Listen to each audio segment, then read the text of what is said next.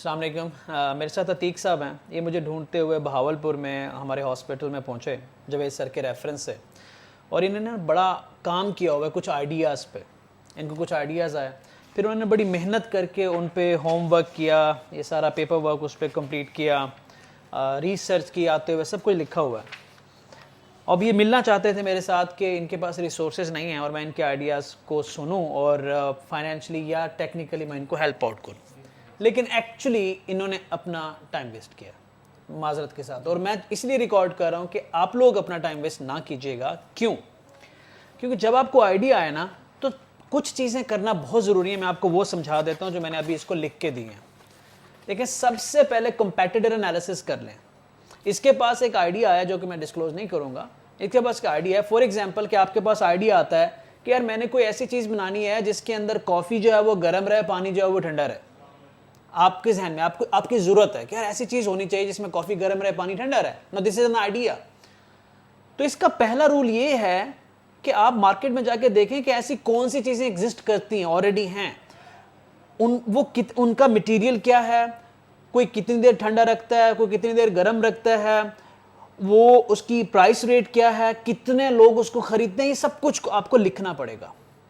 हम क्या करते हैं, हम सीधा जाते हैं कि अच्छा आइडिया है, हाँ यार कॉफ़ी तो गर्म रहनी चाहिए। हम जाते हैं वेंडर के पास, यार मुझे टम्बलर बना दो। भाई क्यों बनवा रहे हो उसको, क्यों मार्केट में उस प्रोडक्ट को लेके जा रहे हो? पहले अपना यूनिक सेलिंग पॉइंट ढूंढो, अपने कंपेटिटर्स को लिस्ट डाउन करो, और कंपेटिटर को लिस्ट डाउन करके आपने क्या करना है, देखना है कि इस जैसी कितनी प्रोडक्ट्स हैं, वो कितनी प्राइस में बिक रही हैं, किस एज ग्रुप के लोग उसको खरीद रहे हैं, किस तरह की उसकी मार्केटिंग हो रही है, उसके अंदर क्या फीचर्स हैं, कौन से ऐसे फीचर्स हैं जो उसके अंदर नहीं है, आपकी प्रोडक्ट में हैं। क्योंकि जब ये मेरे पास आया तो मैंने से ये पूछा जो आप बनवाना चाहते हो वो तो मार्केट में नया क्या है।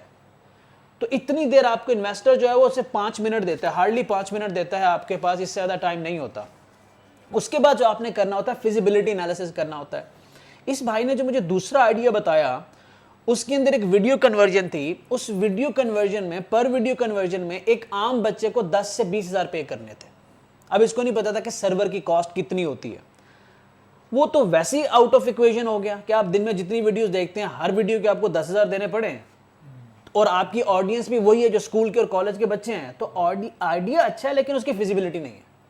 अब फिजिबिलिटी एनालिसिस क्या होता है कि यार ये जो मैं कप बना रहा हूं, हो सकता है कि जो कप बेचने के लिए मैंने प्रोडक्ट बनाया, मार्केट में ये बिक रहा है 5,000 का, जो मेरा बना है वो 50,000 का है।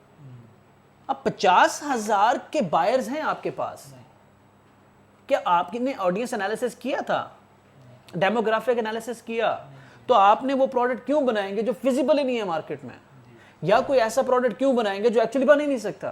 तो फिजिबिलिटी एनालिसिस जरूरी होता है। इसके साथ ही मैंने अगला पॉइंट आपको लिख के दिया, कॉस्ट एनालिसिस। कि देखें कि यार जब ये फाइनल शेप में आएगा, जिस बंदे को मैं कम्पीट करने जा रहा हूं, जिसका मुकाबला करने जा रहा हूं, क्या मैं उस रेंज में हूं? आप नोटिस करेंगे पाकिस्तान में बाहर के ममालिक की जितनी कंपनीज प्रोडक्ट बेचती हैं ना, वो पाकिस्तान के हिसाब से बनाती हैं। अगर आप कोक स्प्राइट को दें, इनकी क्वालिटी चेंज हो जाती है बाहर के ममालिक में। आप कोई भी फॉरेनर प्रोडक्ट लें तो उनकी क्वालिटी में फ़र्क होता है। क्यों? क्योंकि जब वो यहाँ मैन्युफैक्चर करेंगे तो वो यहाँ की पॉकेट साइज़ के हिसाब से करते हैं। तो आप कॉस्ट एनालिसिस किया करें कि मेरे प्रोडक्ट के बायर्स कौन हैं, इसके ये बिकेगा कितने का, इस पर इनकम कितनी होगी। उसके बाद आपने इंपॉर्टेंट चीज़ करनी होती है, जब किसी इन्वेस्टर के पास जाते हो, आप उसे ब्रेक इवन एनालिसिस करके जाओ। ब्रेक इवन एनालिसिस क्या होता है? बहुत सिंपल सी लेमैन लैंग्वेज में बताता हूँ कि जब आप कहते हो कि भाई ये आप मुझे 2 करोड़ दे दें, तो इन्वेस्टर सबसे पहले सोचता है कि मेरे 2 करोड़ वापस कब आएंगे। हो सकता है वो 6 महीने पे आ रहे हो, 8 महीने पे आ रहे हो, 2 साल पे आ रहे हो, 2.5 साल पे आ रहे हो। जहां पे पहले उसके 2 करोड़ वापस जाते हैं, फिर उसका मुनाफा शुरू होगा ना। प्रोडक्ट चलता है, थोड़े थोड़े पैसे वो मिलना शुरू हो जाते हैं।